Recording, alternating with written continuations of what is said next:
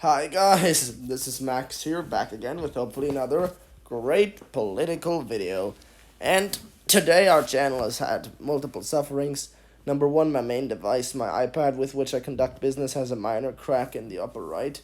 Now, of course, you on your screens, you still see the perfectly fine and nice picture, but it is kind of disturbing, so I'll have to get that fixed. But another thing that needs fixing is my voice. I felt pretty bad the last few days, so sorry for the bad audio in this video, but nonetheless, let's move along because there's a lot that needs to be talked about. Oh, sorry. Now, this is what I believe the U.S. Senate map will actually look like come this November. I've moved Illinois and Connecticut from the likely Democrat to the safe Democrat column, but I wouldn't be too surprised to see Illinois especially be within 15 points. Anyway, those two states are not too competitive, therefore I don't want to waste any time talking about them. But what I do want to talk about in today's video is what these midterms would look like if Donald Trump had been re-elected president. And that is a pretty interesting idea. I mean, let's say in a hypothetical scenario that Donald Trump on election night won Pennsylvania or just Arizona, Wisconsin, Georgia, and Pennsylvania. Exactly. That would get him over the top. Let's say on all these states he got like a percent more, which would, or like 1.2% more, which would have been enough to make him win in every of these states. Now, next on the list, we're gonna say that Donald Trump obviously still signs the $2,000 stimulus checks, and Roe v. Wade still gets overturned, and let's also assume, I mean, we always need to take policy into consideration, and there's some scholars who speculate that Joe Biden is making the inflation worse. And though I think that is true, that the Biden administration, especially by canceling the Keystone Pipeline, has really dragged down America's economy by hurting the oil industry, I would say that this inflation would probably still continue due to our import export shortage and due to the outsourcing of jobs abroad. Well, anyway, let's assume the recession is still there, but it's not as bad, which will still not be enough to bring Donald Trump any positive news, and Roe v. Wade gets overturned, a decision that most Americans disagree with. So let's say how this all would go down. Now, in a blue wave year, Washington and Colorado would not be competitive at all. They'd be more than safe. I think that in Nevada, because Adam Laxalt is a good candidate, it would still be close, but be like a 1.2 victory for the Dems. Mark Kelly wouldn't be in a lot of trouble. In fact, he's going up against a pretty bad candidate who's very much far to the right and who can easily be attacked in abortions. Now, with Joe Biden being the unpopular Democrat incumbent, that doesn't really matter as much, but in this alternate scenario, it does. So, Arizona, lean for Mark Kelly. In Utah, it wouldn't be enough in order to get Evan McMullin over the finish line because Utah is still a conservative state, but you might see it be a 5 point margin instead of what I expect to be like a 14 point margin at least. In Wisconsin, Ron Johnson would probably be. I mean, I'm not going to touch Wisconsin just yet. Also thinking in Iowa, Chuck Grassley would probably win by 13 points. Not enough to, like, make anything change because he's an electoral juggernaut in the state. But it would be, excuse me, it would be enough to make this race a little more competitive. Now, in these alternate circumstances, Ohio, I actually think that in a really good year, Tim Ryan could win Ohio, despite the fact that Donald Trump would probably campaign in there. J.D. Vance is not running the best campaign.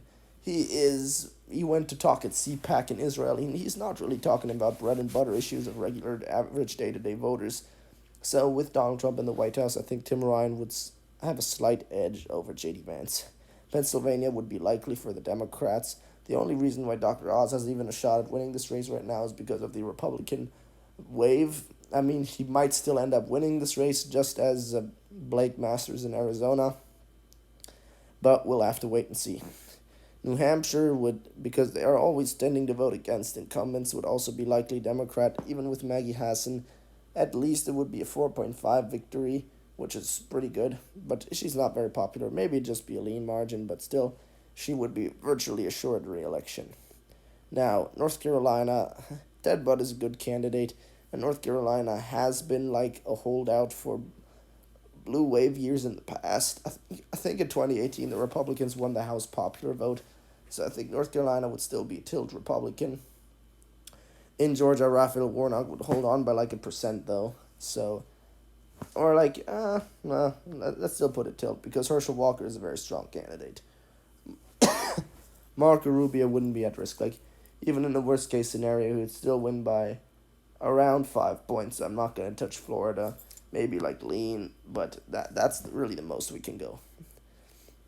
Now the last state left would then be, I think Alaska would be likely in that scenario. I mean, it's a huge mess to predict anyway, but with the Democrats picking up steam nationwide, I think Lisa Murkowski would be in a much better position to win re-election than she is right now. Alright, now Wisconsin. This is where we get to Ron Johnson. I think Ron Johnson has said he supports codifying gay marriage and codifying right to contraception, which I also support. Contraception should be a right, and teenagers should be allowed to conduct sexual conduct. Just like I did that while I'm still a teenager. I've had girlfriends, let's say like that before, and everybody else should have the right to do the same thing. Now, anyway, far away from the discussion, the fact of the matter is, I would want Ron Johnson to win because he is a strong, principled, freedom-oriented Republican conservative. And my own bias might be playing into this role, but simply because Ron Johnson has such a strong history in Wisconsin, I think he would win re-election, even though it would be by the slimmest of possible margins. So this is my Senate map if Donald Trump was president. As you can see, Ohio and Pennsylvania would both have 2 Democratic incumbent senators, even though both states have trended Republican in the past, and the Democrats would have a pretty solid majority over the Senate.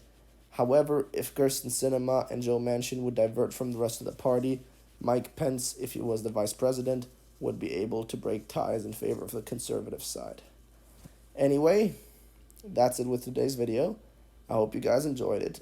I also thought about doing a house prediction video, but there's just so many factors involved in regards to candidates and how they perform in the primaries. For this video, I assumed that all the candidates would be the same, and would have been reasonable to assume that in a more left-leaning year, voters in Arizona probably would have chosen a more moderate candidate to go with, but just for the sake of simplicity, I kept the candidates as the same. Anyway, guys, I hope you liked this video. If you did, likes, comments, and subscriptions are greatly appreciated. Have a good day. Max out. Bye-bye.